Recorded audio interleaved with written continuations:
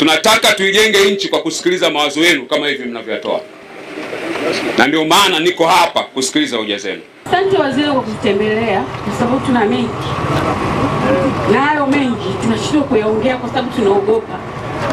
Kila siku watu wanabebwa majumbani, watu wanapotea, vijana bado hawajarejea majumbani mwao, wanaogopa. Risasi zinapigwa kila siku usiku, vijana wanapigwa usiku pasipokuwa na sababu. Kama amani imerejea, kwa nini risasi zinapigwa?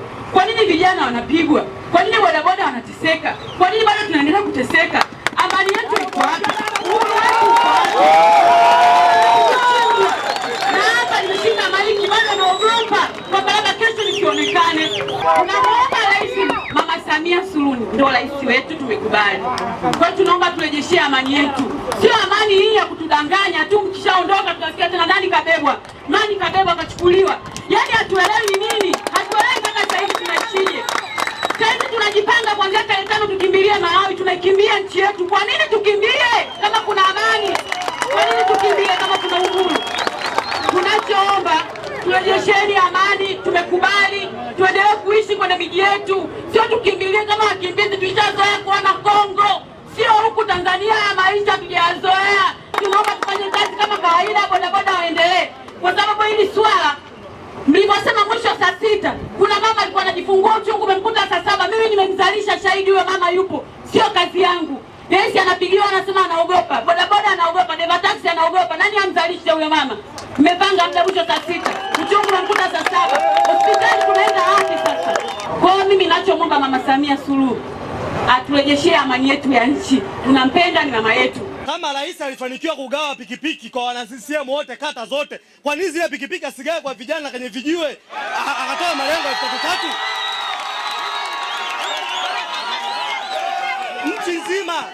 Nchi nzima hii rais kagawa pikipiki. Haya, kata ya Itunge kuna pikipiki, kata ya Mikoroshini kuna pikipiki. Zile pikipiki zingeenda kufikia namba kusema Mikoroshini, vijana Mikoroshini tumewapa pikipiki 2, mtaweka 3 kama Baba Levo alivyofanya kule, tuone kama vijana wangeandamana. Hakuna kitu kama hicho. Haya, sasa hivi nyewe serikali mnachokifanya, mnaenda China, mnatuchukulia watu wa mabonanza, mnawaleta Tanzania, mnaacha kwenda kuwachukua watu, waleta kuweka hata viwanda vya matairi, bodaboda tununue matairi kwa bei ndogo, nyewe mnaenda kuletea watu sisi wa mabonanza. Si mabonanza ya nini hapa Tanzania? Hatuna shida na mabonanza. Serikali imeshinda kwa ajili vijana wote. Vijana wote mmeshinda kwa ajili. Basi nendeni China mnakoenda, mkachukua wale watu wanaohusika na viwanda vya matairi, mwambieni tumekupa eneo hili bure, tengeneza kiwanda, watu watuajiri. Kwenye swala la bodaboda. Haya, bodaboda mnawapiga vita, mnasema bodaboda ndio walioandamana, bodaboda ndio waliochoma CCM. Sasa hivi hapa Tanzania, hapa Kiela, wala maeneo mengine, sisi mwisho kulala saa 6. Tunashinda kujiachia. Kuna watu wengine wanataka kufanya kazi mpaka usiku, hatufanyi. Fimbo juu, viboko. Na viboko vingi. Kulala mwisho saa 6, hakuna kutembea zaidi hapo. Kwani Tanzania nzima hii wote mnaishia saa 6 kulala? Vijana wanachokidai wanakijua. Hata nyie serikali mnakijua. Vijana kusema wanadai kitu fulani. Sasa hili kisitokee kila kitu kilichotokea tarehe 29 Oktoba. Inabidi viongozi mtoke hadharani, muongee kama anavyoongea waziri mkuu sasa hivi. Anatoka hadharani anaongea. Tunaomba waziri wa vijana, wewe ni mwenzetu. Wewe ni mwenzetu. Sisi sasa hivi wote tunachukulia kama watu wengine wanasema kama hii swala la utekaji. Kama mimi nilivyoongea hapa naanza kuwa na wasiwasi. Bwana wakina Heche ni watu wakubwa. Ni watu wakubwa. Wanaongea, wana ulinzi, ila bado wanachukuliwa, wanatekwa. Sasa sisi ambao hatuna ulinzi tunategemea kutembea kwa mguu kwenda nyumbani. Sisi tunachukuliwa kama nyanya tu, tunaokota tu pap, umeondoka. Taasisi ya bodaboda, kama kuna mtu mhalifu ambaye ameingia kufanya uhalifu, hata jeshi la polisi wako wahalifu, hata wafanya biashara wa maduka wako wahalifu, isichukuliwe taasisi.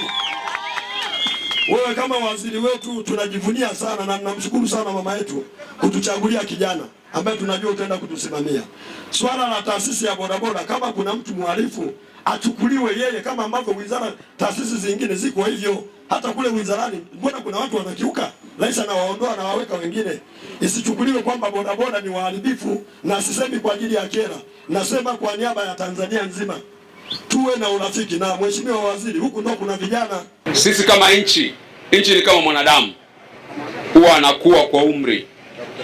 na mwanadamu yote huwa anajifunza, na Waswahili wana msemo wao, wanasema ukianguka usiangalie ulipoanguka, angalia ulipofanya nini, ulipojikwaa.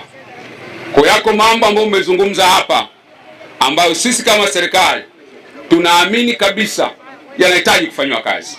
Lakini tangu nimeanza ziara hii hakuna mkutano wote nimeufanyia ndani ya ukumbi wote ule. Kwa nini nafanya hivyo? Nataka nipate mawazo halisi ya vijana wa Tanzania. Kwa sababu wakati mwingine unapofanya mikutano kule ofisini au kwenye ukumbi unaweza ukajaziwa watu hata 2000. Lakini wote wanaojaa pale hawana mawazo mbadala. Wote wanakuja kwa ajili ya kusifia na kwa ajili ya kushangilia. Tunataka tuijenge nchi kwa kusikiliza mawazo yenu kama hivi mnavyotoa. Na ndio maana niko hapa kusikiliza hoja zenu. Na Mheshimiwa Rais amesema anataka kujua vijana wa Tanzania wakifanywa jambo gani wataona kwamba wao wametengenezewa mazingira mazuri kwa ajili ya maisha yao ya baadaye. Kuanzia leo, kama ambavyo nimeanza kutangaza kuanzia asubuhi, kuanzia leo mnaruhusiwa kufanya biashara masaa 24.